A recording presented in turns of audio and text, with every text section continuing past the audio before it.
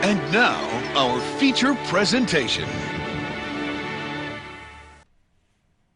Hi, before the episode starts, this is editing Brandon. Here at It Sure Is a Podcast, we want to be just transparent with everything that kind of goes on with everything related to us. And in this episode, regardless of how much I have tried to take it out, regardless of how much I have tried to remove this, there's a sound. There's a sound that kind of messes with the quality of the episode.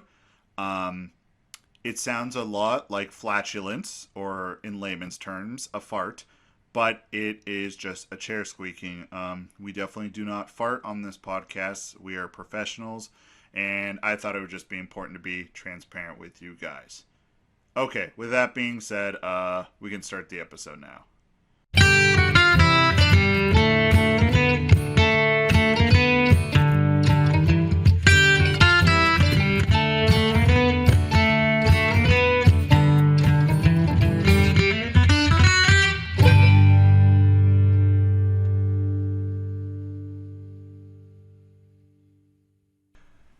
Hello, welcome to another episode of It Sure Is a Podcast. Okay, now we can open the seltzers. Yeah. It is after our work days on a Friday, Thank God. and we are enjoying some alcoholic seltzers, like real men do. It's funny because I literally saw a meme about somebody said, my generation had kegers in the woods, your generation has hard seltzers in mommy's basement. I laughed real They're hard so at that. good because the thing is that they hydrate while they get you drunk. So you can wake up in the morning and you're like, I don't have a hangover. Everything's wonderful. All we need to do is throw some caffeine in there and then we are good to go. Just chugging these all day. Yep. Like, just at work. You're just like, delicious. Yeah. Like the first thing when I walked in, I was like, "You want to crack some cold ones? Do you have anything to drink that might be alcoholic? I need that." But your wife also gave me that demon bread, which is delicious, and I'm like, It tastes like sin, doesn't it? mm-hmm. It's delicious, but it's got that lingering after effect of shame. Yeah, that's what it is. And I'm tasting. It's garlicky. It's delicious. It's I love it. Wow. She said when I walked upstairs, like, you'll be thinking about that bread. And I've been thinking about that bread. We had a piece yesterday. Just her dad gave it to us. He's like, "Here, I have this extra," and we're like, "Cool, we'll take it." She had a piece and just nonstop ever since. And I'm like, "You got to stop talking about it because I want it too, and you're just making me think about it." That's like that thing, the part from Scott Pilgrim versus the World. You ever read the books or watched the movie? I have done neither. It's so good. Is the movie any good? I'm sorry to it's derail it's it. fantastic. Is it? Yeah. It's got Michael Cera in it. Yeah, but I mean, if you can look past that, he plays the character of Scott Pilgrim really good. But the books are great. It's just, I'd probably start with the books. I've been trying to get back more into reading, so they sound... I mean, it's a graphic novel, but it's almost in an anime style. I don't know what it's considered. It's kind of right in the middle of the road there. Sounds kind of cool, though. But it's great. It's great. There's just a lot of video game references, and it's just about a guy getting over a breakup. Oh, that's something we can all relate to. For real. We can all relate to that. But, speaking of breakup, I need more of that bread. I feel like I've been torn away from something that I loved. Just go downstairs afterwards and just be like, "Kate, can I have another hit of crack?" I can't, because bread makes you fat. That was the line I was getting to from the Scott Pilgrim movie, where he's like eating garlic bread, and he's just shoving it in his mouth, and his roommate's like, bread makes you fat, right? And he turns around and it's like, bread makes you fat? Like, he has it falling out of his mouth. That's what I was thinking, like, that scene where it's just like, I'm shoveling it in my mouth, and it's just like, bread makes you fat?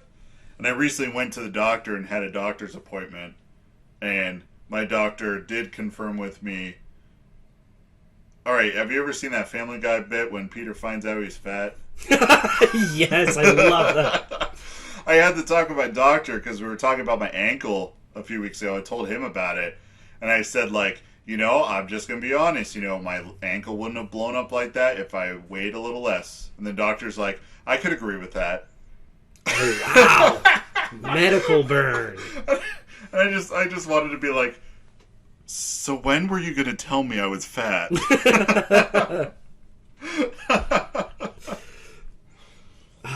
Yeah. Oh, this seltzer's delicious though. But he did not even attempt to hide it at all. He was just like, yeah.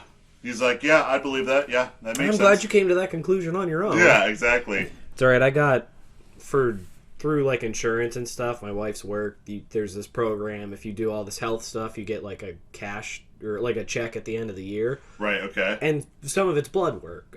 There was a big portion of it, so I went and got it done, and it came back, and I was like, oh, no. What, you like saw your calorie count? And Well, it was like I'm drawing a blank, guys. I'm brain dead right now. The fats, I keep saying, garlic bread makes you fat. I Yes, win. we went over that. Not glucose. Damn it. Sucralose? No, it's the something in your... Gluten? It's a really... Not blood pressure. Whatever's in your blood. Cholesterol. Holy crap. That was a journey to get there. Yeah. But well, jeez, you finally got there. You want to throw the ring into Mordor while you're at it? It's mine. I don't want to throw it in. You don't want to throw the garlic bread in, but you probably should. All right, please continue. It was just... Yeah, I saw it, and I was like, I mean, man, my good cholesterol's really good. And she saw it, and she was like, Jesus Christ, your bad cholesterol is terrible. And I was like, but it makes me happy. It really does. It makes you happy. Food makes you happy. She's like, we need to be healthy. I'm like, we're married. Why? Yeah, exactly. You don't need... You threw the wedding band on, and now just both you just... It's who gets fatter first. Well, my goal is to get too fat so, like, the ring doesn't come off anymore. Like, right now, I can just slide it off. I'm like, that's not okay. Right. I gotta lock that on there. Yeah. Definitely gain all that weight. This is how much I love you. I need to lock it on my hand. So it's like Baconators and anything from Burger King every single night. Baconators. Baconators, like, when you start eating them, you just, like... It's so good for the first 4 bites. No. It's good until the end. I don't care that it hurts at the end. That's why it's bad, because it hurts. You get to bite 5, 6, 7, you're like, oh no, I have sinned. I'm in the corner just making noises you shouldn't be making while you're eating that. You're making like animal noises. Like, it's basically it. I sound like a dog in the car. So this is a really good unnatural segue into the first thing I was going to bring up, because I thought about this question. Now, regardless of how you view someone, regardless of your thoughts about them, world leaders, right? If you went on a date with a world leader, where would you go? Like, where would you go to eat? You know, does it matter who the world leader is? I mean, it just pick one. Like, my first choice is like Putin, right? Like, I take him to Max and Irma's. Oh, I'm paying? I'm not being courted? Okay. All right, that changes the dynamic. Well, I mean, not necessarily, but like, everyone thinks like you would take them to some great place that is culturally related to theirs to try their food, which, don't get me wrong, I absolutely love other cultures' food a lot better than ours. But I feel I'm the type of person that, like, I don't care who you are. If you can make a really good meal, I'm like, I'm going to look past that. I'm going to, I'm still going to hate you, but I'm going to eat that meal and I'm going to thank you for it. And I know, like, he's not the greatest guy, but I'm like, I feel like he'd enjoy Max and Irma's. I would take Boris Johnson and I would take him to CC's Pizza. Because I feel like he would appreciate it, because he just looks like a dude who could just shovel it in. And I'm like, cheap date, probably going to put out, let's go to CC's. Boris Johnson would totally eat at CC's. He would love it there. And like on his way out, he'd just be like you exit out the doors. The one I remember us that we used to have, you go in one way and you would pay and everything, and when you exited, you would leave a different door, how they had it set up. Oh, and, yeah. Like, as soon as he came out that door, he would just swing back around and go right back in there. Yeah. That's like, yes, I agree with that. I feel like, I still feel like Putin would just really like Max and Irma's. I don't know why. Something about that just screams in my head. I feel he would be like the really, really weird, like, high-class, new age restaurants that it's like, where it's like 40 courses, but it's all like really weird stuff. Maybe. He's got a tiny mouth. I feel like he can't take big bites of stuff. He's got to have like the little bites. But you can take tiny bites at Max and Irma's. I mean, That's true. It's Max That's and true. Irma's. Like, he would do fine. He would get American cuisine and hate us even more. This is trash.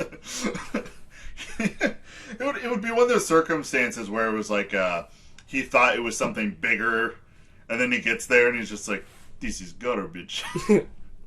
I'm like, "Oh yeah, you did get the garbage burger. It's pretty good, isn't it?" He's like, "This is delicious, but it is garbage. How?" Just grease, man. That's every secret to American cooking. Just add grease. It really, really is. I would take. I feel like Obama would be all about like a ramen place. I don't know why that sticks out in my head. I wasn't gonna say that, but I can 100% see it. Like, he would just be like, "Oh, okay, we're gonna eat some ramen." I can't do an Obama impression, so I just. He's like, "Michelle, we're getting ramen." This ramen is amazing. I can't do it. I can't do his voice either. I apologize. Yeah, I can't do any. I can't really do any impersonation. Now I think about it. Only impersonation of a dumb fat ass, but that's just my voice. I've done.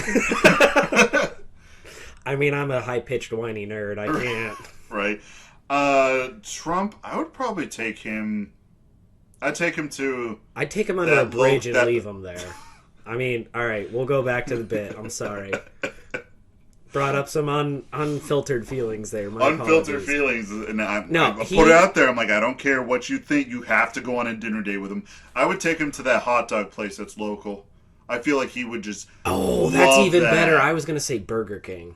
He strikes me as a Burger King dude. Really? Originally, yes. He struck me as a McDonald's guy, and that was where I went to first. But then I thought more about it, and I'm like, dude, those hot dogs at that local place, like, they are the best. Yeah, because you can grab beer there too, and it's just like. Yeah. I'm that type of person. Like, even if I don't like someone, I would love to get a drink and a meal, sit down with him, and just pick their brain apart and be like, "What's going on in there?" Like, because you only see one side of that person. I'm like, "What do you do in your spare time?" You know. I've seen what he does in his spare time. He's not a good person. I mean, yeah, I'm not saying that, but I just I'll stop. I can't help it. I mean, I'm pretty sure he does Stormy Daniels, but I mean, who doesn't do Stormy Daniels? That was her name, right? Yeah. Yeah. All right, that's about as political we'll get, talking about a president banging a porn star. Just as I don't even think that's political. That's just fun gossip. That is fun gossip. I have to say, for like the past few years, I've had to be super defensive whenever that name comes up because I'm in like the minority where I work about that. So that's why it was like a very triggering. As soon as they say it, I just fisticuffs up. I'm like, all right, what? What now? I'm gonna say my opinion. If I gotta knock somebody out afterwards, it's cool. All I said was I wanted to take him to that hot dog place or McDonald's. That's how toxic of an environment my work is. Every work environment's like that. For the political spectrum. Overall, it's actually a wonderful place. It's just there are a few hardcore people there who I don't like. And that's why politics is something that never interests me, because I'm just vibing. I'm vibing all the time, and I just want everyone to be happy and get along. Somebody shoved the adult stick up my ass, and like I lost my ability to chill. And I've been trying so hard to fight and get it just to be able to just be like, all right, yeah, that's cool. I don't know. It was like somebody was just like, you're a dad. I'm like, but I don't have kids. They're like, well, you get a dad's personality. Go. You have dadism now. I'm sorry. No! I want to be back to just a teenage nerd again. Incredibly sexually frustrated, but I can find solace in my games. And with the dadism, they're just like, you're like, I don't want to hear anymore. This is too much. And the nurse is like, but surely you would want to hear more because this is affecting your life. And you look that nurse in the eye and you're like, don't call me Shirley. And that's when you know the dadism has sunk in. Where would you take the Queen of England? That's the one I got stumped on. Her? I feel bummed out that her husband died. Like, her husband was older than her, and everyone made the joke about her being the old one. But, I want to feel bad, but didn't a bunch of stuff come out about them being, like, super racist? Like them, like the whole royal family for a while? Probably. I don't look too far in that. I've said this in past episodes. Someone cared about that person, and I feel bad for their loss. Okay. Very true. Okay. Very true. Queen, where would you take her? That is a tough call. I'm thinking Dave and Buster's. That is a very inspired choice. I feel like she would be really mad at first. She'd be like, how dare you take me here? But once you got in and got her like a drink or two, I could see her going wild and having a blast. Oh, we'd be playing skee ball, yes. Yeah. Skee ball. We doing like, I don't know. I mean, they got a bunch of stuff there. Have you ever... Never been. Never been? All right, been. okay. We're going because Kate wants to live at Dave & Buster's. Yeah, I've never been. There's a clown game there, in one that it's in a city near us. Okay. There's a clown game there where you literally just pick up balls and throw them at the faces of clowns and knock them down. Oh, yeah, and they're lined up in like the 3 different teams. Yeah. Okay. We have spent an ungodly amount of money playing that game. Like, we've turned other children, grown adults, and kids are like, are you guys going to be done? No. I have the money. I'm an adult. Go complain to your parent. I'm playing this. You take that wooden ball and peg it right at their face. Boom. Oh, I love that game. And we cheat because we play it at the same time. It's a one-person game, but we play, and we're just like, all right, you take the ones on the right, I'm taking the ones on the left, and just go. I've never even thought of that. That's actually a really good thought. We still suck, but because it's really hard because you're cramped in next to each other throwing, but it's still so much fun. Yeah, I feel like the Queen of England would do good at Dave & Buster's. Get a few drinks, and then she's like, oh, look, I'm killing the clowns. Now I'm just waiting for you to spit all over my microphone. And That's why I put my hand there. Honestly, I'm actually trying to think of other world leaders, and I'm so ignorant, I can't think of one to give No, to those you. were literally the ones that I could think of. Like George W. Bush, he could go for a Texas Roadhouse. I was right about to say Texas Roadhouse. Texas Roadhouse. Get him there. Get him that bloomin' onion thing they got. Oh my god, he would go freaking crazy. Dude, I got one. Okay, he's dead now. Where would you take Nixon? Nixon? Yes. I have a place I already know. All right, give me your place. Hooters. Take it to Hooters. I would love it. Oh, I love this beer and boobies. It's the greatest establishment ever. And he would motorboat the lady. Like, he's like, I was a past president. Let me motorboat those cans. I'll show you my motorcade later. Yeah, that's where he would. Oh, man. Oh. And then like my mind starts to wander to like other people who aren't like world leaders, but they were like had big influence in not a good way, like Rasputin. I was thinking of where it would take him. Strip club. Just one with a buffet. He was a very dirty man. He was a very dirty man. Have you ever heard of, it's shout out to Last Podcast on the Left, huge podcast now. They did a whole series on Rasputin. One of my favorite, actually. I thought it was really well done. But yeah, he was a dirty, dirty man. He was a dirty man. He kind of tricked everyone into letting like him sleep with their wives. He also rose to power just by being charismatic. Yeah. He never really had much skill, but like he was just like, all right, I'm just gonna ride this wave and see where it ends. Have you seen that like the picture of his wiener that they kept in a I think that's a traffic cone. I think that's fake. I think they proved that was actually a horse dick. Don't tell me that. I didn't have much to go on this but week. Here's the thing. But Rasputin having a traffic cone dick was the one thing keeping me going. Yeah, but here's the thing. People believed it because he had one like that. So whether it's his or not, it's still representative of him having a huge dick. But how would they know? Like, would all the wives pass it down to like their children and their children's children? It's like, I remember getting plowed by a giant horse dick. It connected to Rasputin. I mean, he probably slept with hundreds, if not thousands, of women. Oh my gosh, so, I mean, he did. That was like what he was most known of for. Russia would probably be able to be like, yeah, that's about what it was. Well, oh man, what was that movie called? Anastasia? Anastasia. Like, I love the Rasputin character, and then when I found out like about him in real life, I'm like, that movie is haunting now. I haven't seen that movie in 20 years, 25 years. Dude, I need to rewatch it. He falls apart, puts himself back together. It's bizarre, but it's still good. Those older movies in that time frame, they hold up pretty well. Also, that movie is scarring just to know what actually happened to that family. Mm-hmm. Like, good Lord. We're not going to get into it here because we're all about positive vibes if you can't tell. But, yeah. Just go look up The Last Tsar and like what happened to him and his family. It's brutal. Dude. And then for a laugh, look up Rasputin because he has a crazy life. He did. And didn't they like execute him and they did it 3 times because he didn't die? Was that the same one? Oh, or was that some goldfish memory? That was the kids.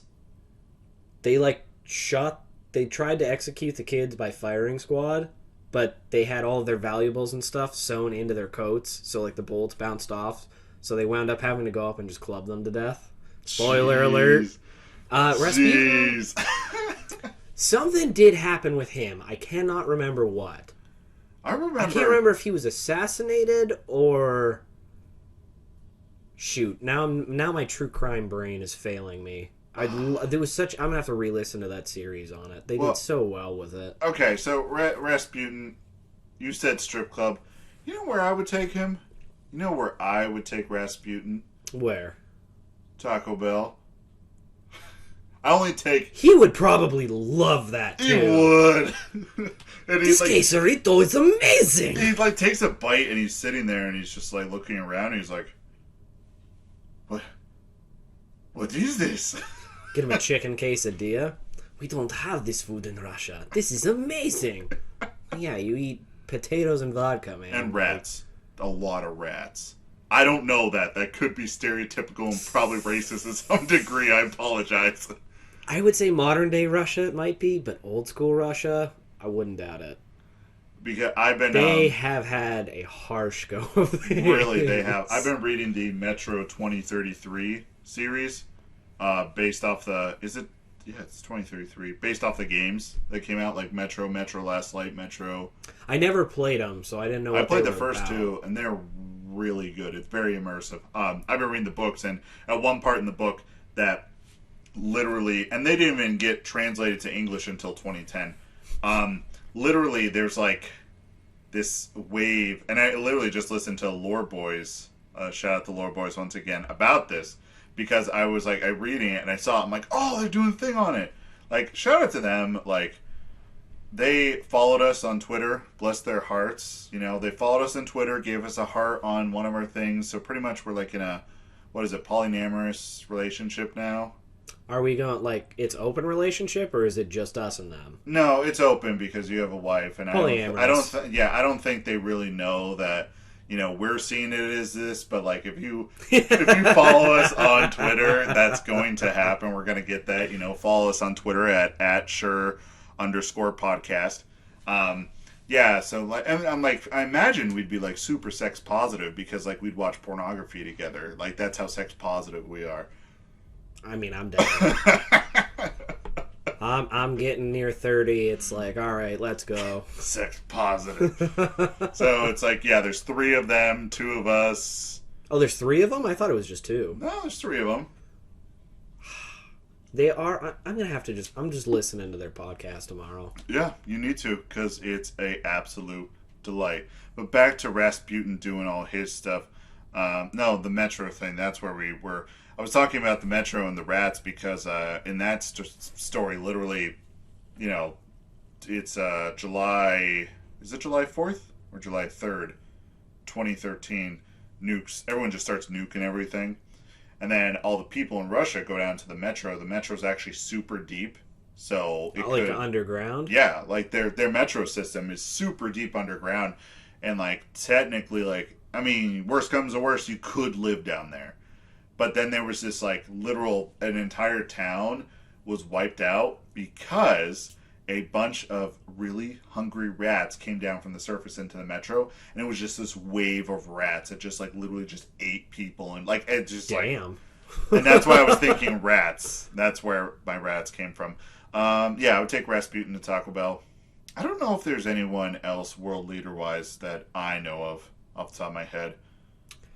I'm going to think of, like, 10... I like 2 in the morning. I'm gonna wake up and just be like, "Hey, this person!" But right now, none are really coming to mind. Yeah, no, nothing here. I would take Vermin Supreme. That guy, I would just he would live. I would take him and he would live with me. So we'd go wherever. But a man like that, I need that following me around because people would be like, "Is that a druid?" I'm like, "Hell yeah, that's a druid following me around." Okay. One more, only because I can't wait to hear the answer. Oh, It's yes. vaguely related because he did run for governor or president. I can't remember. All right, who is it? Joe Exotic. Oh, fudge. I feel I can't pin him down. I was thinking this whole time. Yeah, he's not a bottom. He's definitely a top. Oh yeah. So you can't pin him down. You're right. I mean, he's got that bum leg.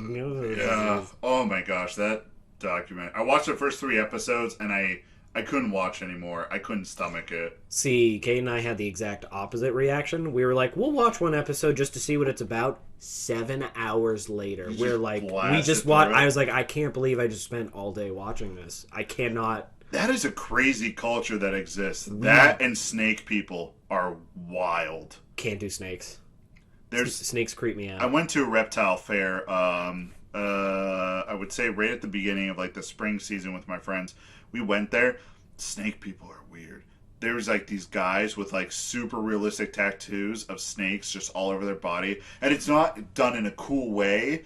It's just like, you open up a textbook. Oh, it's a picture of a rattlesnake.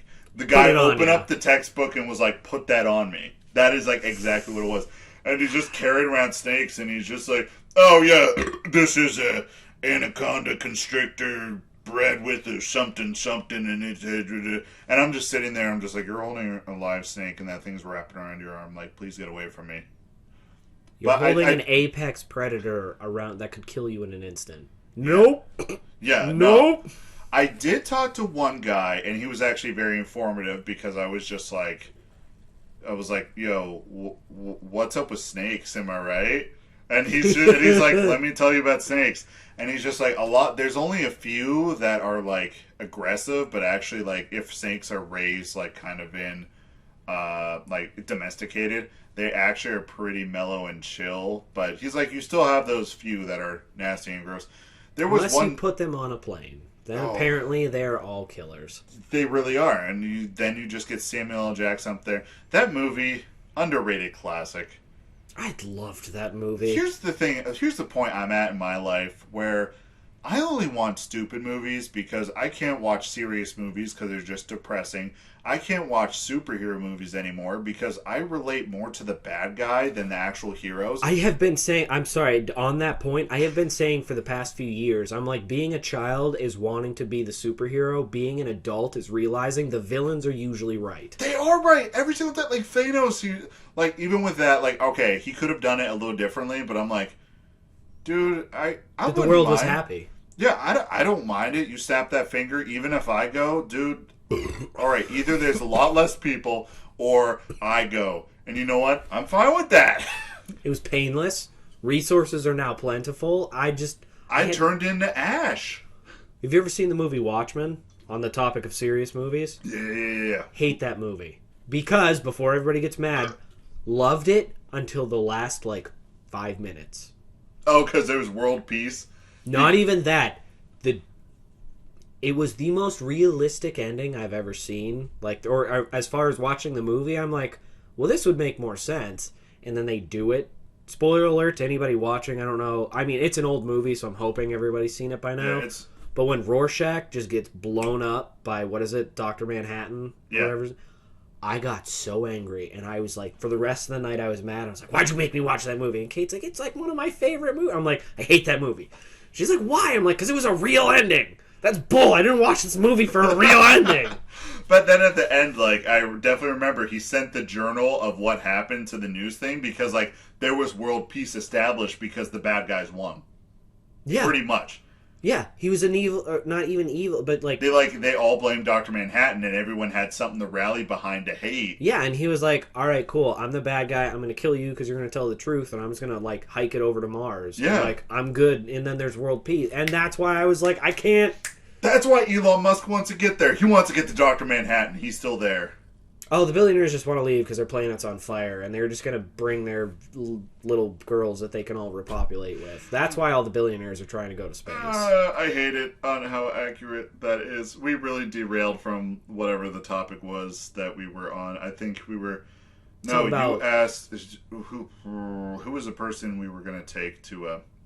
A restaurant. Joe Exotic. Joe Exotic, yep. I mean, I don't think we ever decided. I think we just fell off the... I can't think of one. I can't think. That's my specialty, though. Guys, I am seriously brain dead this week, so my apologies. This might be a roller coaster of an episode. It would have to be somewhere that, I don't know, like, had the title, like Safari Grill or something. Something that, like, was super pricey. He's, like, very loud and energetic, so I don't want to say it would have to be low class, but I think it would have to be a very laid-back place for him. Maybe outdoors. No alcohol. Excuse me. You know what? Red Lobster. Red Lobster. That's what I'm going with. Dude, he'd just be like, "Oh man, these cheddar biscuits are delicious. Let me cram it in your butt." I'm gonna eat this cheddar biscuit out your butthole later. Can I get some to go? No, that is not a comment making fun of that identity at all. Please don't think no, that. I'm making fun of Joe Exotic. I'm going to say that is how Joe Exotic would definitely handle that. He's just like, take that whole cheddar biscuit, just jam it in there, nom, nom, nom, nom, nom, nom, nom. Like, actually, it sounds really good. Get that cheddar biscuit and be like, all right, eat that out of there. Gross. I was about to make a really bad joke, and I'm not going to do it. I'm interested to hear it now. Whenever Are you sure? Whenever anyone throws that out there, you're always like, but what if you said it? I'm going to see if Kate wants Red Lobster tonight. I can say that because she doesn't listen to this. Now, like, I can't imagine as soon as you said that, like, the door handle, like, turns and opens, and she's just standing right there just glaring. Brandon, lock it. Kick it in there, stop it. Oh. So, let's talk about something gaming-related. Because there are some things gaming-related, but there's also some things podcast-related.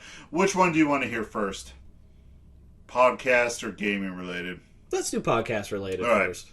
So there has been a war that has been ignited, has been triggered against It Sure Is a Podcast on YouTube.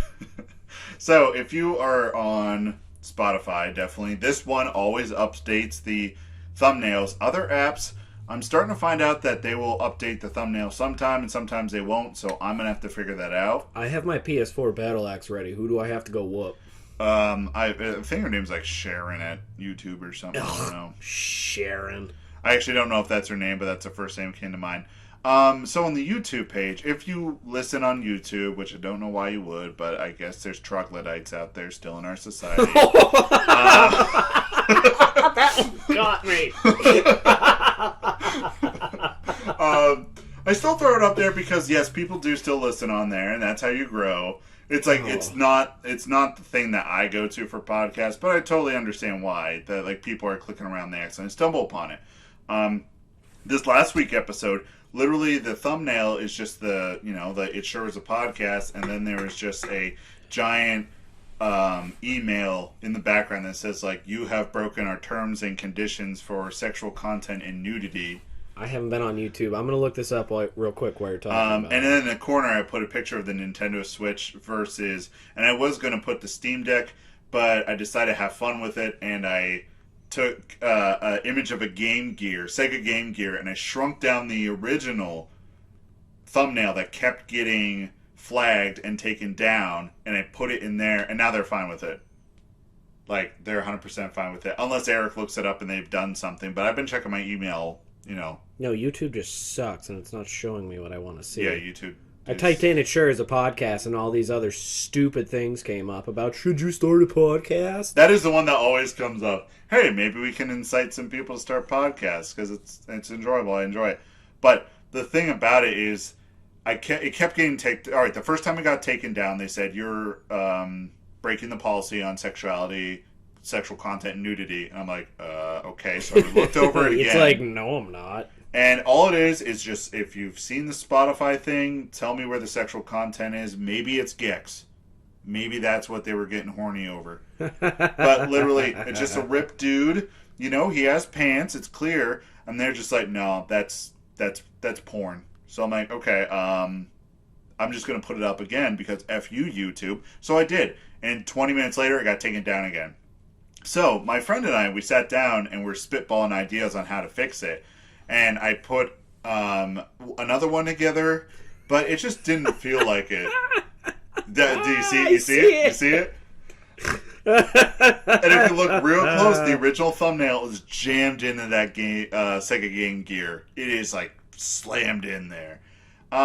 So we were spitballing ideas. I'm like, you know what? I'm just doing this. I just took the email. I just put it in the background and said it was this. So people on YouTube are probably like, what the heck is this? Like, why is this on there? That's the reason why. They kept taking it down because that one ripped guy only had one nipple exposed. You could tell he was wearing pants. And they're like, nope, that's porn. It's a male nipple. It's a male nipple. Male nipples are allowed. Male nipples are allowed. But this is coming from the same internet thing that, I don't even know what you call it, service, application, entertainment, internet, whatever, that you can look up nude yoga on YouTube. You can just find bare butt naked people doing yoga, and it's considered educational. But that... it's just because the admins want to watch it. They're like, yeah, we just got to make sure this content's educational. We're going to settle in and watch this for 8 hours and get paid for it. Yep, and you just hear that zipper unzip. I will say... Tink, that tink, is the... tink, tink, tink, tink, tink. Yeah, or the... You just go by the office of these guys, all you hear is... I can't with that. It's like they're furiously going at it. Yeah, it and you know, I don't even know what topic I was moving on to. Hold on, YouTube. It was they have the nude yoga, the thumbnail. I lost it after the bit. My ADHD hurts me sometimes. But now we're in a beef war with YouTube, so I mean, yeah, pretty much beef war with YouTube. I'm gonna post my nude yoga videos on there now, guys. Yes, nude yoga.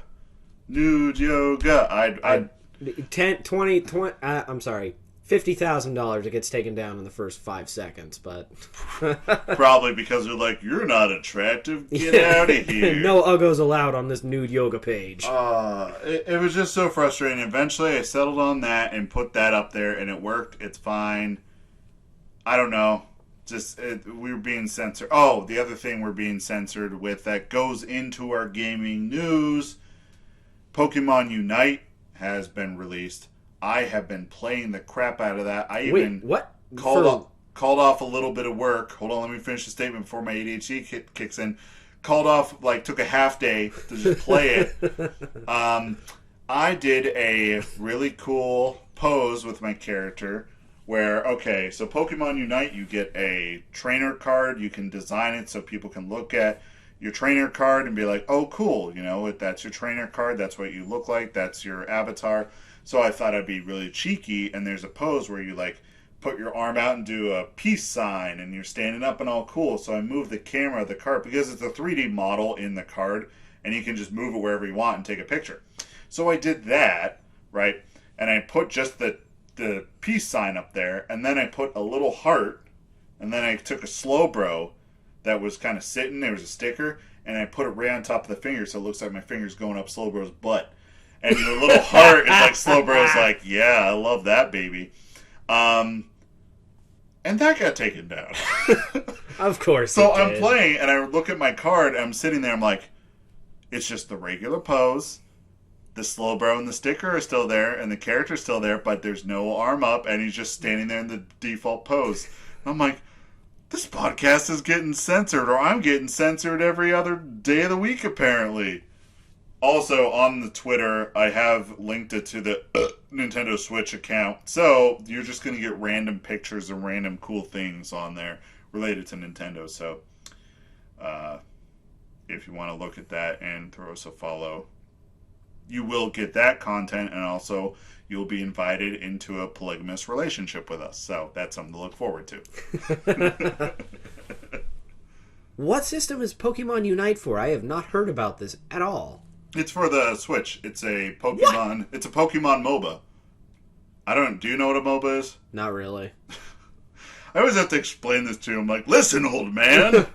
A MOBA. I don't know what you're talking about, you whippersnapper. It's a MOBA. I'm giving you the thing of MOBA. How much alcohol is in this seltzer? I didn't think it was that much. But maybe it's just because we haven't. What time is it? Yeah, I'm about to say I haven't eaten since 12. So yeah, it's hitting me. All right, multiplayer online battle arena. Do you know what League of Legends is? Yeah, enough. Like it's top down, a bunch of different characters, all have their own abilities. You go through the lanes, take down towers, fight other people. Yeah. Level up.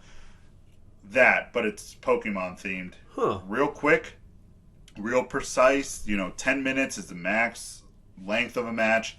Instead of destroying towers, you are catching Pokemon in the arena to throw in these hoops. I've been hooked, dude. I've already spent $40 on it. It's free to play. And the thing is, purchasing $40 is not enough to get all the characters right off the bat. After we're done with this, I have something about free to play. But... Oh, yeah, you did say that. So, I mean, I don't know what else to say about Pokemon Unite yet. It's awesome. If you like MOBAs and Pokemon, you just gotta play it.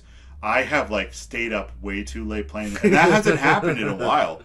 Because my adult brain, or the adult stick that's shoved up my butt, to use your words, I'm kind of I just need to go to bed. It's this time. Well, because you're going to feel like crud in the morning. You're just like, I gotta go to bed. And I was really enjoying my time with Legend of Zelda Skyward Sword. And, this shows up. And I'm like, well, I'm not playing that for a while. I was really enjoying my time. I know a lot of people are divisive about it, but I was just like, dude, this game's great. And then Pokemon Unite just shows up hey, how you doing? I'm like, ooh.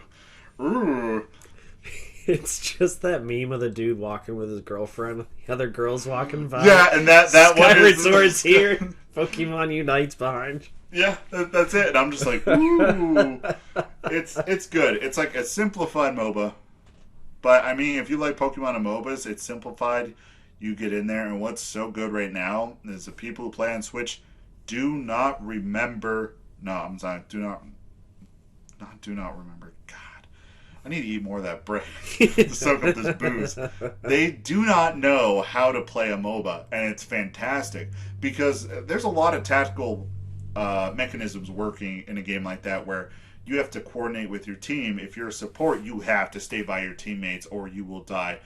A lot of players don't know that. They just run in there I'm going to kill everything. And that you're would like, no, 1,000% be me. They'd be like, you're the healer. I'm like, I'm a tank. Yeah. No, And I'll be playing and I just see one guy who hasn't even leveled up who keeps trying to fight people. I'm like, honey, no, you need to go grind. You need to go kill some of the random NPC Pokemon, catch them so you can level up, then come back and talk to me. And they never do that, and I'm just sitting there as the healer stomping them into the dirt. And it is a good feeling.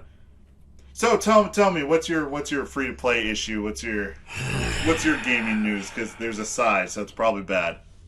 So, the old man that I am. Yes, you're old, yes. Did not know enough about subscriptions to always uncheck automatic renewal. So it's always good to do that on your OnlyFans. Yes, continue. Oh no, OnlyFans, they stay on. I want that. Well, everyone knows, obviously, if you've been listening long enough, I am a huge Elder Scrolls fan. I've talked a lot about Oblivion and Skyrim, so I'm sure a lot of people are wondering, what about ESO? I've mentioned it a few times. Not a big MMORPG person, because I'm not a big fan of having to group up to do content. Right. Nothing against other people, it's just when I play, that's not my style. If I'm going to do online, I like games like Halo or Call of Duty. Just random matchmaking, jump into a match, go.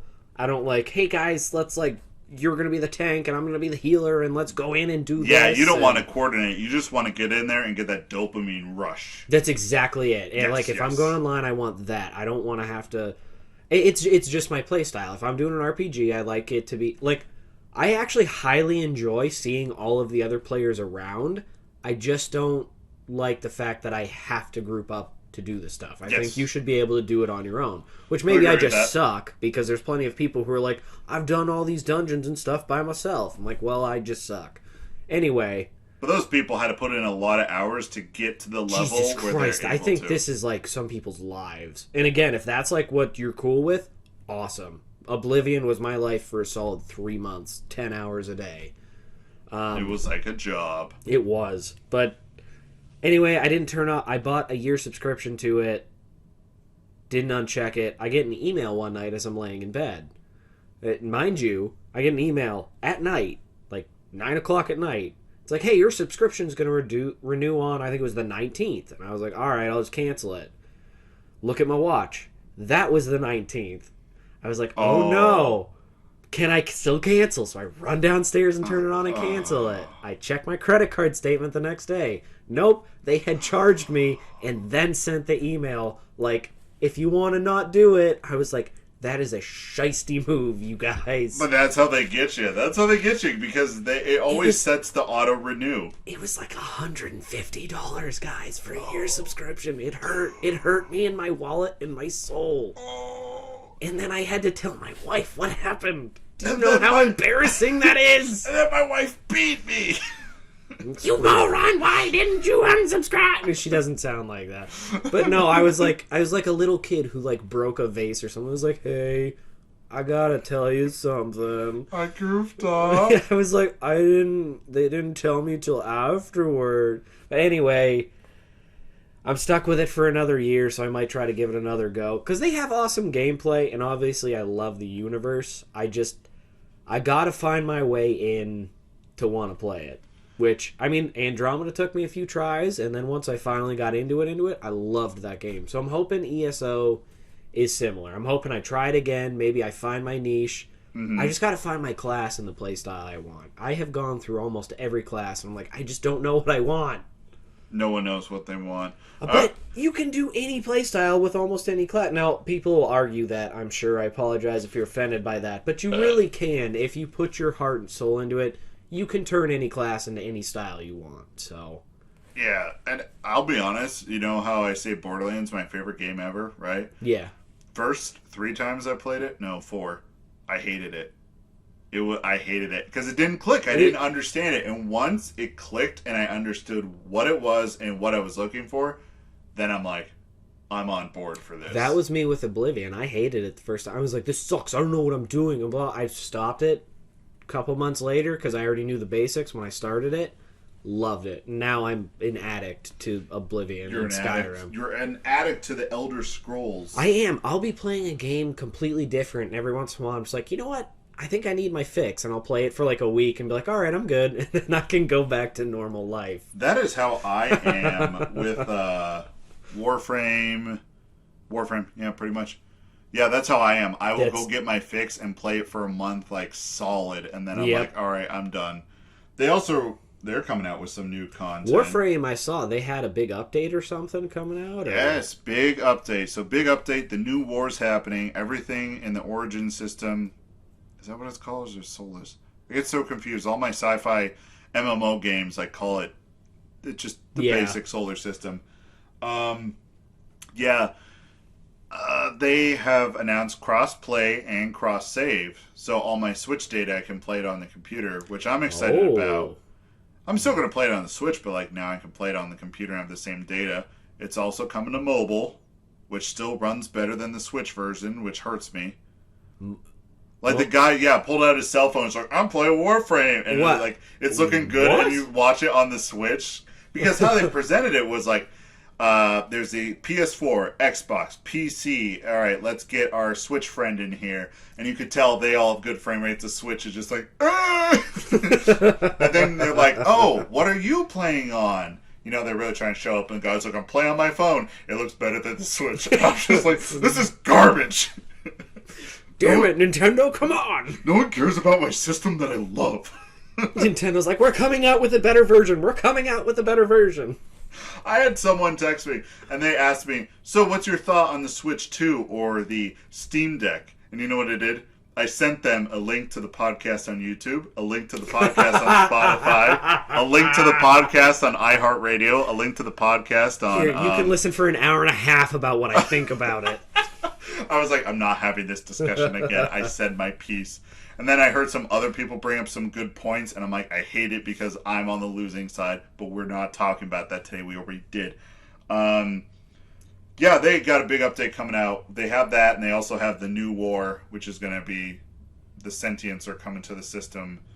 And every time I play that game, they always add something else, and it's something brand new. A lot of games will just keep updating, and it's like, oh, it's the same gameplay, same style, but it's just new stuff. They always try to do something new, which I can appreciate, because with the demo they had, you're so used to playing as your Warframe, and then they released the demo, and it's like you're playing as 3 different people. All of them are actually bad guys, and you're getting the perspective of the bad guys during that's this. Cool. Yeah, I'm super excited about that, and I'm ready to go back to that. But yeah, that's free to play, and there's no subscription for that, so I can't feel your pain. ESO is technically free to play. Technically free, but to if play. there's so much DLC, it makes more sense to just pay for the subscription, because then I think you get access to most of the content. Yep. Anyways, oh, God bless America. Update. Dark Alliance got an update. I haven't played it yet. I'm like really hope. Yeah, that's basically what I'm like. Should I try it? I haven't played. I'm gonna play it. I know I'm gonna play it. It just hurt so much when I played it the first time. I was like, you guys had this realm. You had everything to work with, and this is the route you took? It hurt me to my core. It hurt me more than Todd Howard in The Elder Scrolls 6. It hurt. And here's my stance on games like that. I buy a lot of games. I don't listen to reviews. As long as it's functional and playable, I can find enjoyment from what I saw and from what I heard. A lot of it wasn't functional or playable on your own. It is. You're just not going to get the full experience. Mm-hmm. If you can play on like the easiest level, or you can go back to previous levels, and get the experience and level up. So you can do that, but it's not how it's meant to be played, I kind of feel. Yeah. And that's just not like... I understand it's the world's getting more and more interconnected digitally. Right. So I understand why you want that aspect, but there are still antisocial pricks out there like me. Mm-hmm. Just give me the option to play by myself, guys. And that's the thing, is they're like, you have this quick option. That's where I'm afraid to try it, because I have heard nothing but bad reviews about how terrible that is. I mean, the worst comes to worst, you play it, and it's still just as unplayable as it is now. I like the gameplay itself. I really think is fun. Everybody's like, it's clunky. I'm like, no, I think they made it like this on purpose. It's supposed to... You can't just run in. It's not Diablo style. You're not supposed to be able to kill 40 people in 10 seconds. Right, you're supposed to be actually tactical. Exactly. You can't... You have to think about what you're doing, which I kind of enjoy. It's just a little bit too hard when you're by yourself. Like, yeah. I got my butt handed to me a couple times. And then, like, the one boss I couldn't beat as Drist, who's the overpowered character, came back with Cadibri, got him in a heartbeat. Yeah. Destroyed him. Because all of his attacks, I didn't have to worry about getting up close. So I just sat there and rained arrows on him. And then by the time it was all said and done, you're just... Like, it took longer just because you couldn't get in there and do the optimal damage, but you could stay far back enough where he wouldn't hit you. Yeah, and I had my ultimate at the beginning. It took down like half his health, and then as long as you're hitting him, he couldn't regenerate health. So I was like, yeah, I guess I'm gonna stick with her. She seems to be my class for this game. But I'm the type of person where I love player creativity within the systems that a developer makes their game in. Like the people who will play games in a certain way. Like speedrunners do that. My example is playing Castle Crashers, which I only did this past year. Never played it before. Played it all through the whole thing. I literally just have a character where I only upgraded the speed. I think it's agility. And your arrows, like how you shoot them like a machine gun. Now, that is not intuitive. If I get hit once, I'm like dead. But I can sit at the back of the map and just like bam, bam, bam, bam, bam, bam.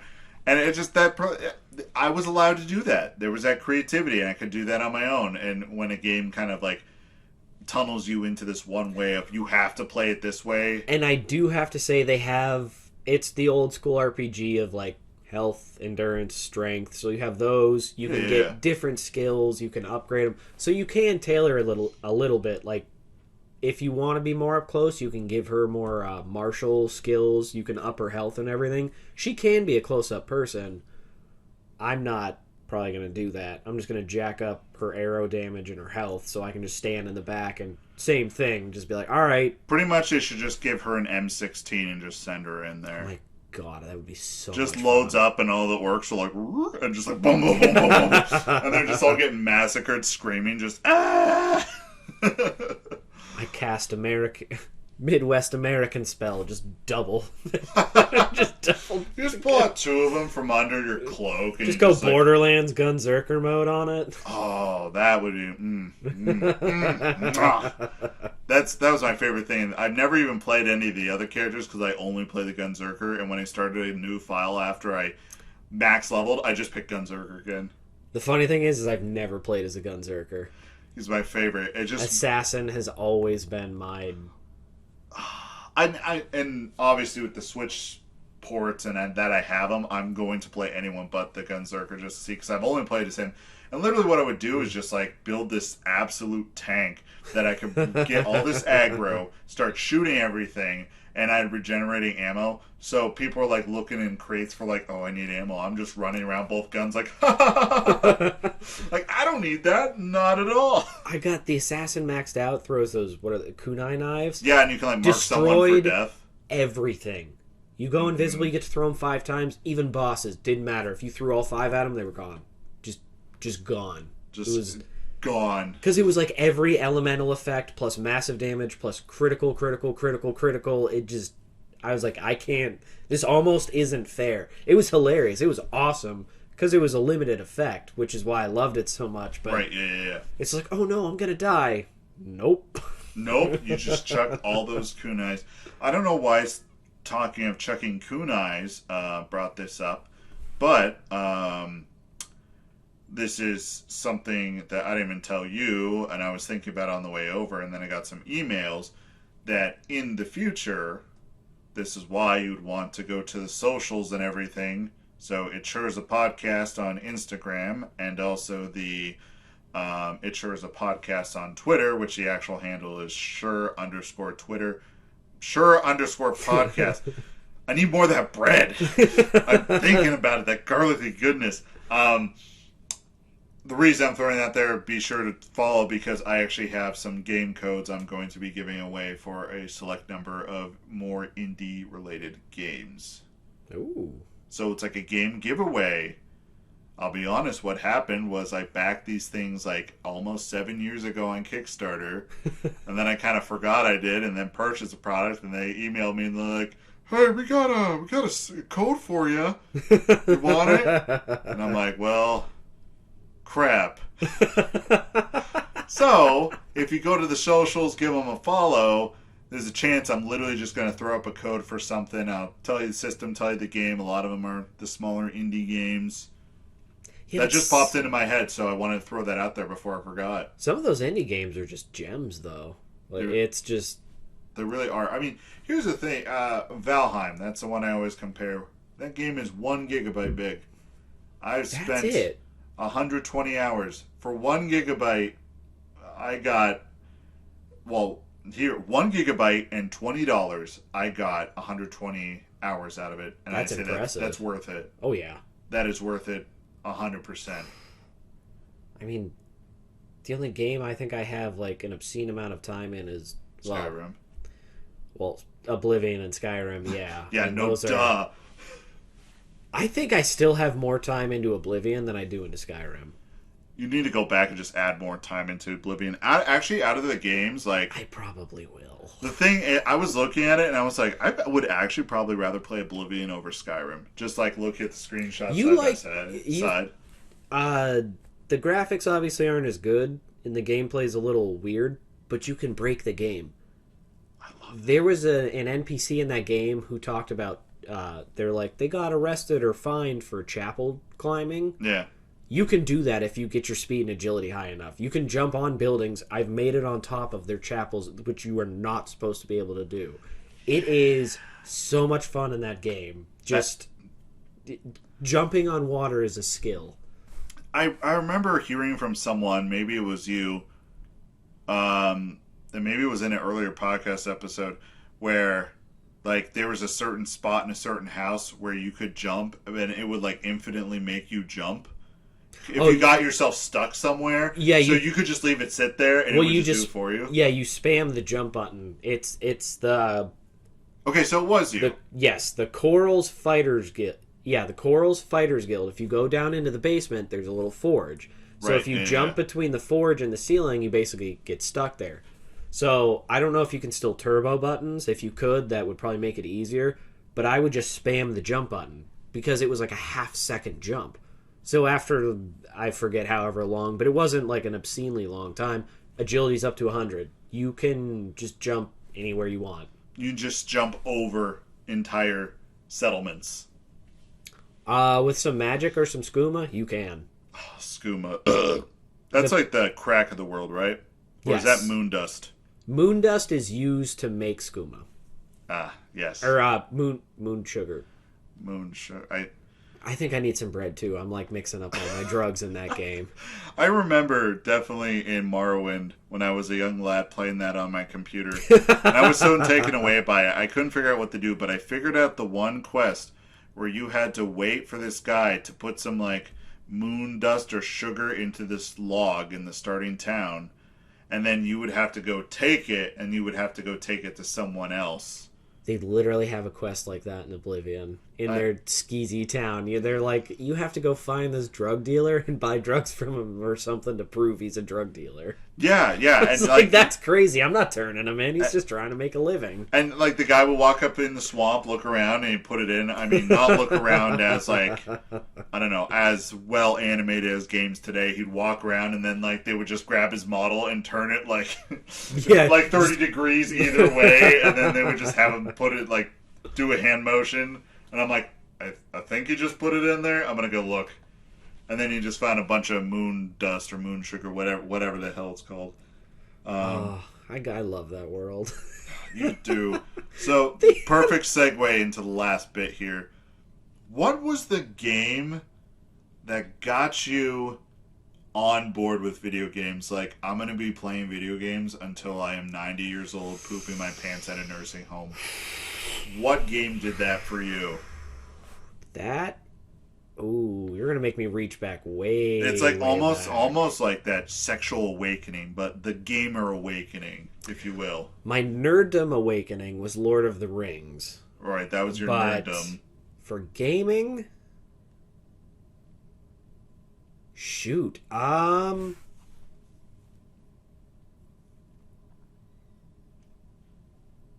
yet. I'm trying to. There's a few, but I would say, ooh. Shoot.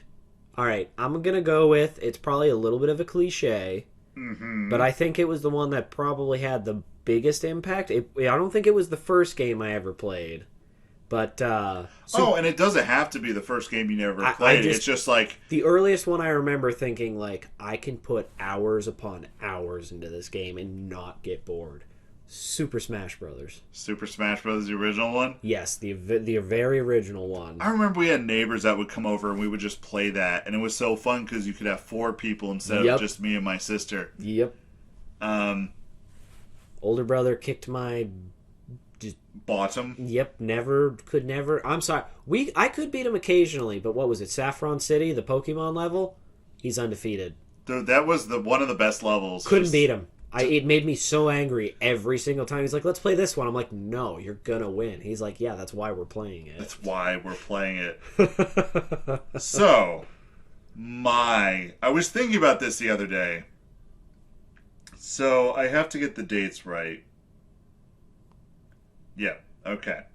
So, it was March 10th, 2015. A video game was released unto the masses. Hotline Miami 2... Wrong number. So, with this game being released, have you ever played a Hotline Miami? You're looking at me like I'm crazy. I've never even heard of this. Dude, you gotta get out more. Hotline Miami. Hotline Miami is a top-down, incredibly violent, pixelated shooter, but everyone dies in one hit, but you also die in one hit. So levels are fast, frantic, and really just crazy. You said 2015? 2015. Okay. March 10th, 2015. It was on March 13th I realized I was in for gaming forever. When I was playing it and I was nearing the end. And there's these group of characters who call themselves the copycats because the first game was about pretty much, I don't even know what the stories are about. I can't even tell you what they're about. But it's just about this hitman goes around, puts on an animal mask, goes in these drug dens and kills all these Russians. So that's the whole game. There is a story there. But it was 2015, March 13th. I realized I was into gaming forever because in that level, you are playing the copycat killers. You go through you're like in this big tower. I was almost saying this big tower building. No, it's just a building with multiple floors. So like on the first floor and the second floor, you go through and kills the copycats. It's a group of 4 or 3, and then there's the next floor after that, where there's a guy with 2 like SMGs in both hands. And up until this point, you could only use 1 gun or sometimes 2, but it was a little iffy. And it's all like just complete top down. So, it just kind of slapped you, but you could very plainly see the guy was holding these 2 guns out and you're just sideways. Like, oh no. And I was like, yes. So the music that was playing was Carpenter Brett's Roller Mobster in the background. So, and I'm like, just, if you want to like understand this moment when I'm playing games until I'm 90, this is the moment where I was like, okay, here's the situation, music's pumping, and I'm walking into the hallway and there's all these guys behind these glass windows and they start shooting, so you start shooting. And I accidentally bump one of the trigger buttons and I noticed that the left arm moves a little bit in a different direction. And I was like, what is this? My like little child brain was like, like in a Space Odyssey when the monkeys like figure out like how to use the club to kill stuff.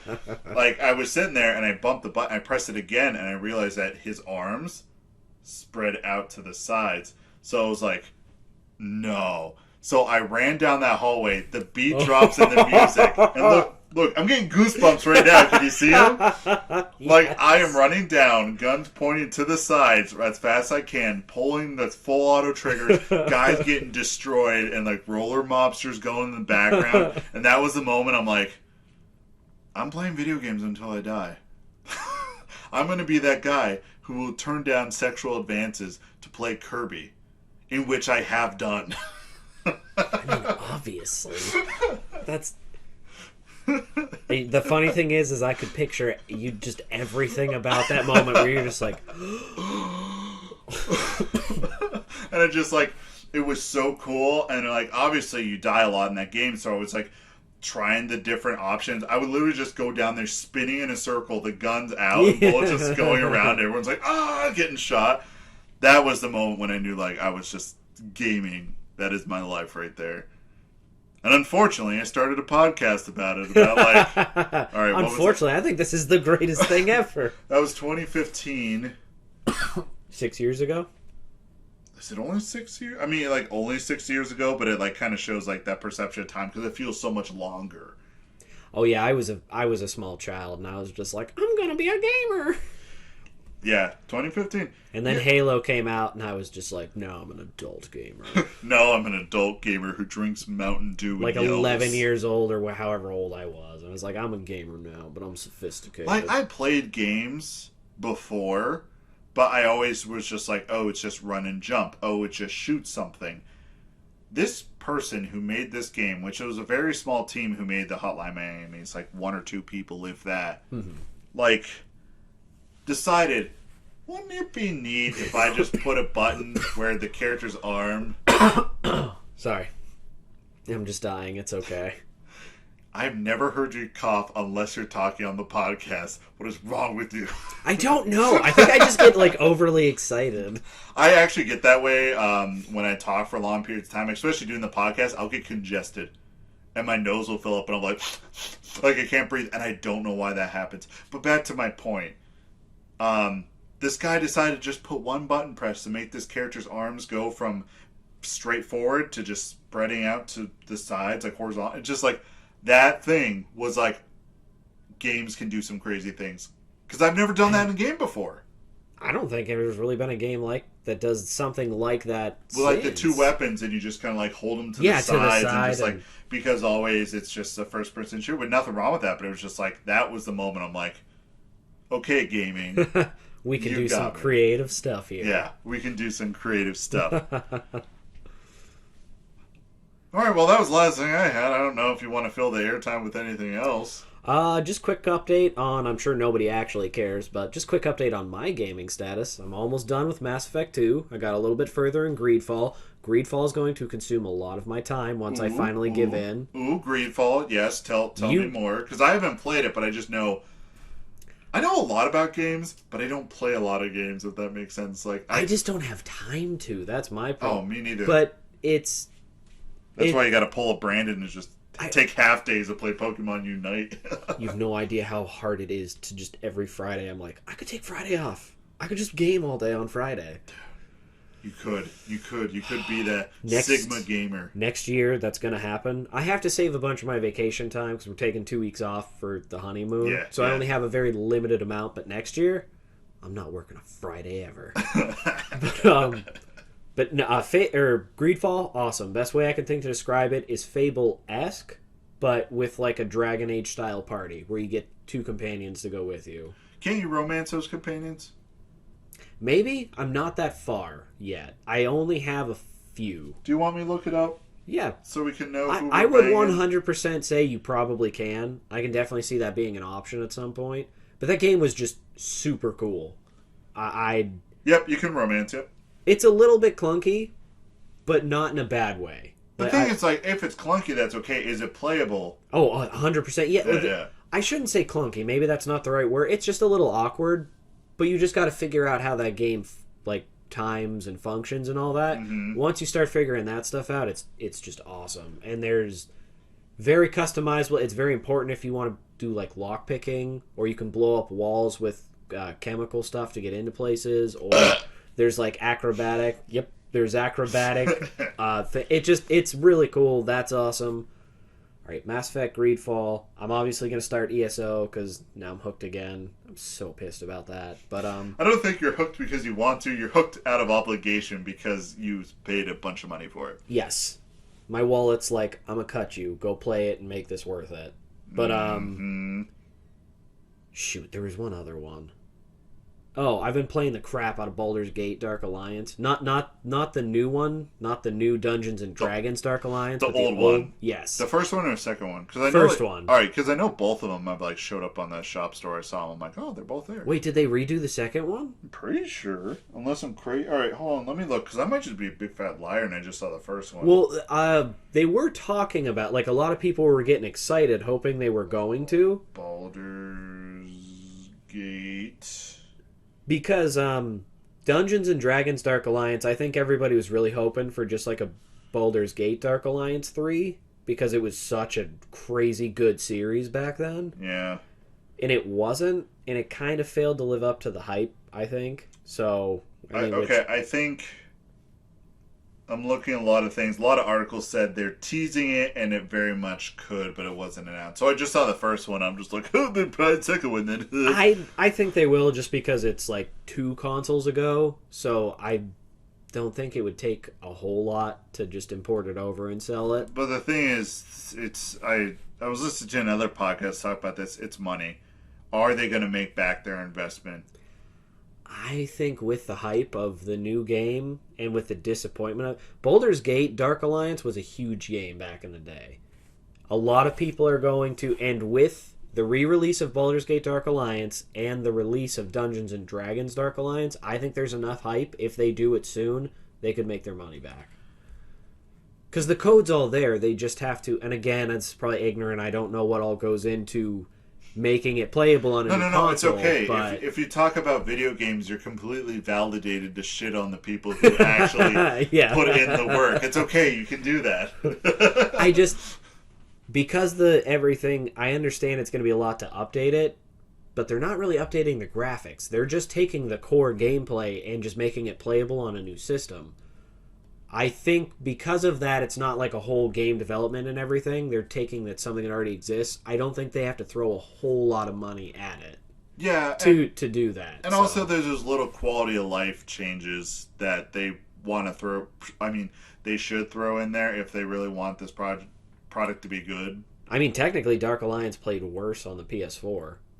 Really? Stuff would disappear. Like, if you left and came back, if you had, like, too much inventory and you dropped it, sometimes it would be there. It was just invisible and you couldn't see it. I was like, what the... Dude, all right. Playing the Super Mario 64 on the Switch, like, there was no quality of life improvements. They just slapped that on there. Like, literally, it's just yeah. You see stuff disappear, reappear. If you get too far away from Mario, he morphs. Yeah. And I'm just like, and it's crazy on the N64, you don't see that at all because they saw like, all right, this is what we're working with, and this is how we can mask it and do all the smoke and mirrors tricks. And then like playing it, I'm just like, oh. That's right. I got through the first portion of that where you're just in the front ante room, and then I got through all that, went through the doors or whatever, and now I'm in the basement that's just crazy huge, and I'm like, I lost interest because I got lost. I don't know where I am and where to go. Mario. It doesn't. Mario 64. I understand it's a very landmark title. It's big. It was first 3D. Knowing how Mario controls in games now, I can't play it. I loved it. I was having a blast. Eventually, I'm going to go back and play it. I put so much time in. I don't like his realistic turns into his runs. Because in the new Marios, it's just like you turn on a dime because it's a video game. It's not real life. This Italian plumber is not... That can throw fireballs and fly. Yes, exactly. I hate when games do that. They're like, oh, this is a cartoony idea, but we're going to give it realistic physics. I'm like, get out of here with that. Favorite Skyrim meme? Physics? Bitch, I'm a horse. He's just on the horse, literally horizontal up a mountain. Oh, and you can do that. Yeah. I definitely remember watching a friend do that where he's just like, I need to get over this mountain. I'm like, is there a path around? He's just got a horse and just right up it. Yep. And that was it. That was it. Just kill somebody, steal their horse, and go over the mountain. You're good. Yeah. And that's why we love Skyrim. That's why you love Skyrim. Damn straight it is. Yeah. I'm just a guy. I'm just like, Pokemon's pretty neat. They made a MOBA out of Pokemon. Alright, I'm just going to point out, I guarantee that got picked up. So probably. If you heard that douche on the motorcycle, there's like 7 of them who live around my house. Dude, when I like pulled into your driveway, like I literally saw like 2 go by. It's because we're close to a major roadway. Or I should say you can access it through here. Yeah. They use it between the city and that. So yeah. It's just nonstop. All hours of the day. Especially the morons with the trucks. Don't you start... Dude, I shouldn't have drank something because it's after... Now you're doing it! I'm highly susceptible to that. I can't not... It was at the end of the workday, that bread, it got me going a little bit, and then I drank that. And whenever I drink, I just get sleepy now. Like, I don't even, like, go party mode. I'm just like, it's time to go to bed mode. That is the sad fact of life when you get older. Because the thing is I'm like, I just want to cuddle up and play some video games before bed. You just curl up and you just pull up your game. Actually, even worse, I've started rereading the Dungeons and Dragons Dark Alliance, how that's based on a book series. Wait, reading? What's wrong with reading? That's not worse. I shouldn't say worse, but reading's it's great. Deeper into my nerddom. I pulled out those books and I'm reading that series again. He is still writing. There's a new book coming out in that series like this August. I'm so mad because I'm like 5 books behind. 5 or 10 books behind. I thought I had the entire series. No, I don't. I'm so pissed right now. There's more books. I now have to reread 41 books. And I'm actually not angry. I'm kind of actually like really excited about it. Plus, there's extra books on the side that you can read to supplement it. Like they're like side stories. Yeah, it's like characters like one's in the main series, but then it's like a trilogy, and you can read the other 2 to see what happens afterwards. And right. Yeah. One of my favorite characters, Jarlaxle. I know I'm butchering that name, guys. I'm sorry, but he's a dark elf who runs Brig and Darth, like a mercenary dark elf group. Awesome. He's my hero. He's who I want to be as an individual. Just you're so excited about it. I'm excited. I am. I can't wait. He pairs up with that assassin Artemis Entreri. or I mean, like somewhat kidnaps and is like, "I'll kill you if you don't come work for me." But it's like it's awesome. But yeah, no, I'm kind of like, I just kind of want to eat and lay down and read the book. There's nothing wrong with that. Honestly, what's I forget the guy's name from Reading Rainbow. He would be rolling in his grave. I don't think he's dead. He'd be rolling in his bed, hearing like, "Sad thing is I'm reading more." No, reading's awesome. I don't care. I shouldn't say sad thing. I just feel like that's even deeper. Like, I'm gonna game. It's like, no, I want to read. Hey, being a nerd is all about enjoying what you like, and I mean, the part of the nerd part is like none of it can get you laid. That's the part of nerd stuff. But nerd stuff is so in culture now, and it's so hip that like I guess it could now. I remember. I mean, unless you find some other nerds, some of them are. Some of them are wacky and wild. I remember back in my day when I was. That was a very old statement. I was like, dang, I think I was talking over there. Back in my day when I was in school, I had to hide my nerddom in fear of getting beaten up by the jocks. Like, I had my Pokemon cards, and I look around like it's a drug deal before I'm like, all right, we're going to stashing it in your locker real quick. Yeah, and now it's just like, oh, yeah, this is just a common thing. I'm like, I had to suffer for my hobby, and everyone just gets a free pass. You kids today don't know how easy you have it. Run past the football players trying to get your Beyblades or whatever, setting up in the corner, having your little matches. And I wish we played Beyblades. We never got. That was like that came after my time when I was like in high school. I don't even remember. I think I was still in elementary school. Like Beyblades was the show. I remember in elementary school we had Pokemon cards at our school, but I stole Pokemon cards, so they got banned. Oh my god, that happened at my school too. Like I just stole a kids bunch. Were getting in fights over it, so they're like, yeah, you can't let your kids bring these to school. Yeah, seriously. I definitely remember my sister's like, man, I want Ninetales, and I walked past the desk and kids like, oh, I got Ninetales, and I just took it.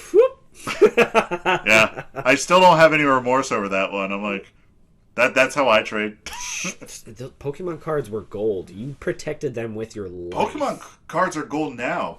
I was feeling nostalgia. What was it yesterday? Got out of work. No, Tuesday. Got out of work. I was in town. I'm like, you know what? I need to go get groceries. So I got groceries. And I'm like, I'm feeling some Pokemon cards. Right? So I go to the section. All the Pokemon cards gone. Shelf is empty. I'm like, okay, strange. But all the other playing cards are still there of like Magic the Gathering and stuff like that. So then I'm like, well, I have to stop at this other place. So I get my vehicle, go to the other place, same deal. Find out Pokemon cards are like becoming super popular again to the point where they're hard to find. All those stupid social media influencers are buying them and selling. They're doing crap with it. Yeah, I have. Now that was the oldest thing you could have said. I know. You know what? Influencers taking my Pokemon cards. It's just they're just yeah. And it just I mean, it just greases the engine of the Pokemon Company. Do you know 64% of their profit comes from merchandise? The games which they're known for, that's like pocket change. I am surprised. I knew merchandise was a big thing. I didn't realize it was 64%. Holy hell! I know. I wonder if that includes cards. Would you consider that merchandise? Yes. I think that would be considered merchandise. I mean, the cards are the thing. Now, do you actually know how to play the Pokemon card game? Because everyone collects them. Do you actually know how to play? 20 years. Dude, 20 years ago, I used to. I watched a video. All I cared about was getting holographics. Okay, I'm sorry. I got a message. I thought it was important. It was kind of important, but I answered it already. I watched like an hour video on how to play it, and I had no idea that's how you played it. I just thought like you throw out your Pokemon, whoever has the best things. No, there's strategies, there's decks. You have to use power to even use an attack, and items have to be summoned. But it blew my mind. It blew my poor little fragile mind, my fragile God-fearing gamer brain. Yeah, we played it as a kid like once and was like, this is way too involved. We just want to brag about who has the better cards. That was it. That was the end for us. A part of me even feels like it's more involved than like Yu-Gi-Oh. I played a lot of Yu-Gi-Oh as a kid. Never got it. I had a All right, deck. have you played Magic: The Gathering? All right, well, I didn't have enough nerdy friends. Like I'm like 30 years old. Like I want to play Dungeons and Dragons, but I don't have anybody to play with. I want to play it so bad. I don't want to DM. And I won't be a DM. There's a big group of us. We're all like, we want to play, but none of us want to DM because we're all terrible at it. We just need to find someone who like borderline gets off on that. Amazon. I'm sure you can just find pre-made DM booklets or something. You're definitely right, but also DM is a lot of rules with a lot of different... What you are and aren't allowed to do. Right, and they can allow it, but there's also so many elements. And so it's like you would have to take a college course on it to like understand it completely. And I don't want to DM and be a bad DM because, you know, the only thing worse than being like a killer or a racist is a bad DM. Like those are the those are like that's all on the same level. All right, one last point, and I'll stop derailing us. But I mean, we've been derailed since the 109 mark, which I was like, I covered every. How long have we been going? It's 1 hour and 20. Of course, it decides to scroll instead of switch and give me the number. Hold on, wait for it. Okay, we're almost there. I see a 1. I see a 1. We're almost there. It's coming. I can see the head. It's pretty much like birthing the podcast episode. Wait for it. Wait for it. And skip. 1 hour and 27 minutes. Holy crap. When I said that was the 27-minute mark. So we were at 126, but we stretched that out. Okay, just last movie reference for anybody. If you haven't seen it, Knights of Badassdom. I think it's still out there. It's got Peter Dinklage in it.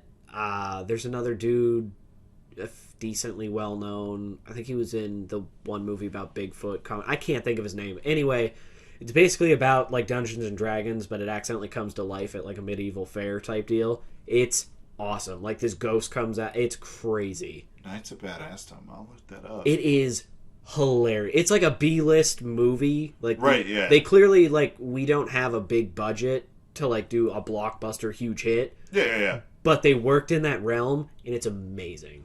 Knights of Badassdom. All right. I'll watch it. I'll give it a watch. I'll give it a look-see with my little peepers. I need to end the podcast. Yeah. I'm so hungry right now. I think everybody listening's been like, wow, they like for like the last half hour. I don't think they even know what they were talking about. All right, we're never doing that again. We're never doing that We're again. going to have food first, I'm about to say, yeah, because after I drank it and I was looking at this, I'm like, I haven't eaten since noon, so this is where we're at. Yeah. All right, so let me do the plugs real quick of Instagram, It Sure Is a Podcast, Twitter, at @sure_podcast, or just look up the It Sure Is a Podcast. The picture is just our usual thumbnail there. Hopefully YouTube won't take down whatever thumbnail I develop next. Screw you, YouTube. That's my plug. Yeah, dude, I'll fight YouTube. I'll fight Sharon in her office, wherever she's at. She makes so much money, like, I'll fight anyone. Yeah, we need to end this. So, take care, everyone. I'm so happy you're here listening. Yes, thank you. There's been a boost in numbers recently, so whoever's new here, I appreciate you. It's wonderful to have you on board. Stay safe. Love you guys. See you in the next episode.